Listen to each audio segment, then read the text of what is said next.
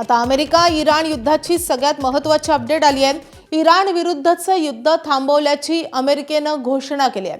Operation epic fury थांबवलं अशी परराष्ट्र मार्को रुबियो यांनी घोषणा केली आहे। राष्ट्राध्यक्ष डोनाल्ड ट्रम्प यांनी काँग्रेसला कळवल्याचंही रुबियो यांनी म्हटलंय।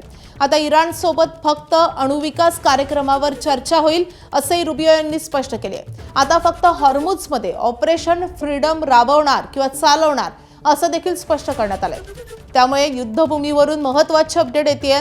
इराण सोबतचं युद्ध थांबवलंय अशी घोषणा अमेरिकेनं केलेली आहे। इराण सोबतच्या चर्चा निष्फळ ठरत असताना अचानकपणे अमेरिकेकडून ही मोठी घोषणा करण्यात आलेली आहे। ऑपरेशन एपिक फ्युरी थांबवलं अशी परराष्ट्र मंत्री मार्को रुबियो यांनी घोषणा केलेली आहे। राष्ट्राध्यक्ष डोनाल्ड ट्रम्प यांनी काँग्रेसला कळवल्याचंही त्यांनी म्हटलंय। मात्र आता इराण सोबत फक्त अणुविकास कार्यक्रमावर चर्चा करू असं देखील त्यांनी स्पष्ट केलंय।